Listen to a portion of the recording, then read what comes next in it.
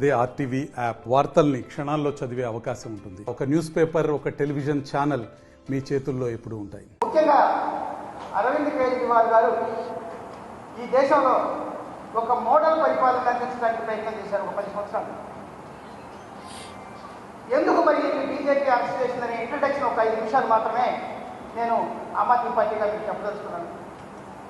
Electoral బాండ్కి సంబంధించి ఒక వారం రోజులుగా సుప్రీంకోర్టు బీజేపీని మన ఎస్బీఐని ఇవ్వమని ఆధారాలు ఇవ్వమని చెప్తుంటే వాళ్ళు పూర్తిగా అసంతృప్తిగా ఆధారాలు ఇస్తున్నారు. ఒకసారి బాండ్ ఇవ్వటం, ఒకసారి పార్టీ గురించి చెప్పడం, ఇంకొకసారి ఎవరిచ్చారనేది కూడా చెప్పనటువంటి పరిస్థితులు. అంటే ఎలక్టోరల్ బాండ్ ద్వారా చట్టబద్ధమైన అవినీతికి భారతీయ జనతా పార్టీ పాల్పడింది అనేది బయటికి రాబోతుంది.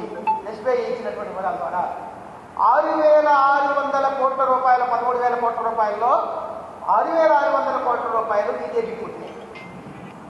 బీజేపీకి ముట్టినాయి కనుక బీజేపీ 47% పైన ఎలక్టోరల్ బాండ్ని చట్టబద్ధంగా పొందింది.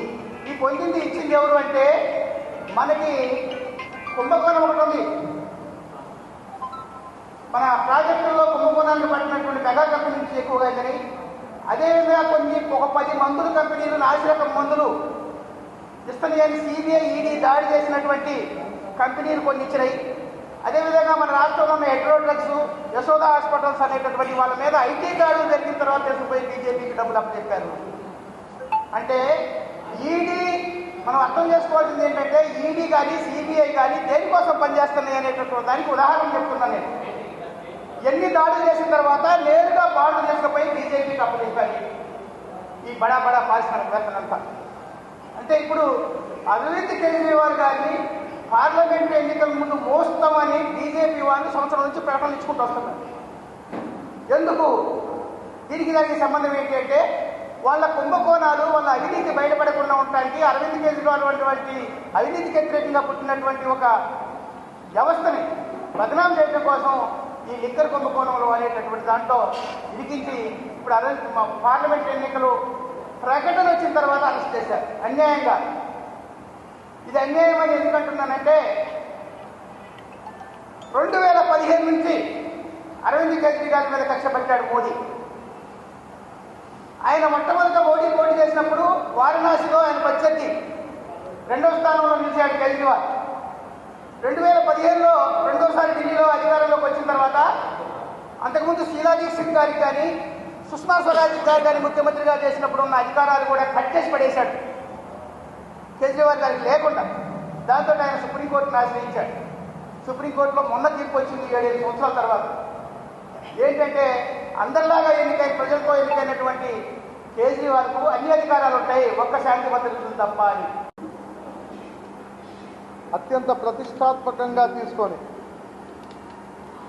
2004 నుంచి 2014 వరకు ఉన్నటువంటి యూపీఏ ప్రభుత్వం మన్మోహన్ సింగ్ గారి నాయకత్వంలో పెద్ద ఎత్తున ఆ రోజు సమాజానికి ఉపయోగకరంగా ఉండేటటువంటి రైట్ టు ఇన్ఫర్మేషన్ యాక్ట్ దగ్గర నుంచి మొదలు పెడితే right to food, right to education లాంటి చట్టాలు తీసుకొచ్చి చేస్తున్నటువంటి క్రమంలో భారతదేశం దినదినాభివృద్ధి చెందుతున్నటువంటి పరిస్థితుల్లో ఒక మత ఛాందసవాద పార్టీ ఆ రోజు సివిల్ సొసైటీకి సంబంధించి పొలిటికల్ యాక్టివిస్ట్గా ఉన్నటువంటి అరవింద్ కేజ్రీవాల్ గారు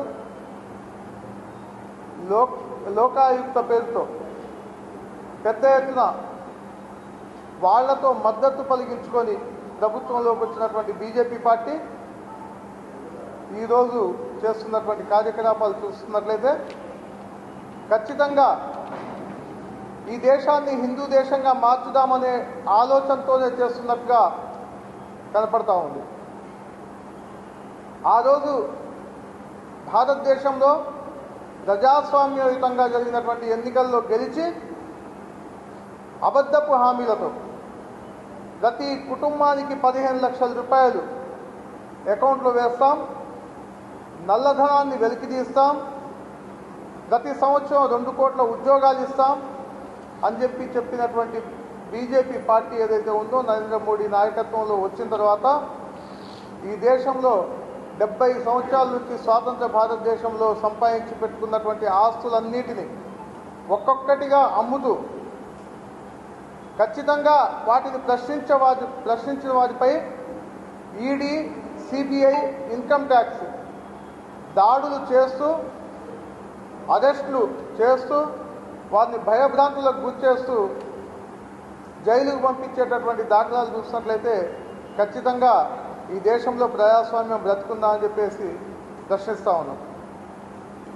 నిన్నటికి నిన్న గత సంవత్సరంలో 2 సంవత్సరాలుగా జరుగుతున్నటువంటి ఒక కేసు గురించి అనుకోని రీతిలో, అనుకోని విధంగా ఒక రాష్ట్రానికి సంబంధించినటువంటి ముఖ్యమంత్రిని విచారణ పేరిట కారులో ఎక్కించుకొని పోవడం అనేది ఇది భారతదేశ ప్రజలకు అవమానంగా భావిస్తూ ఉన్నాం.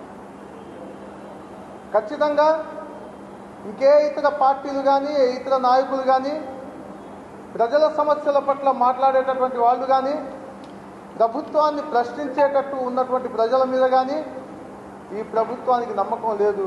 ఖచ్చితంగా వాళ్ళందరినీ అణగదొక్కే ప్రయత్నం చేస్తూ ఉంది. దాంట్లో భాగమే నిన్న చేసినటువంటి కేజ్రీవాల్ గారిని అరెస్ట్ చేయడం. ఖచ్చితంగా ప్రజలందరూ గమనిస్తూ ఉన్నారు. భారతదేశ వ్యాప్తంగా చూసుకున్నట్లయితే రాములోని విగ్రహం కడితే, రాములోని గుడి కడితే ఖచ్చితంగా ప్రజలందరూ ఏకపక్షంగా వస్తారు, ఓట్లన్నీ మాకే పడతాయి, ఖచ్చితంగా 400 పైన సీట్లు సాధిస్తామని చెప్పేసి అనుకున్నటువంటి బీజేపీ పార్టీకి అర్థమైంది. మరిన్ని వీడియోస్ కోసం ఛానల్ ని సబ్స్క్రైబ్ చేయండి, లేటెస్ట్ అప్డేట్స్ కోసం వాట్సాప్ ఛానల్ ని ఫాలో చేయండి అండ్ లింక్ డిస్క్రిప్షన్ లో ఉంది.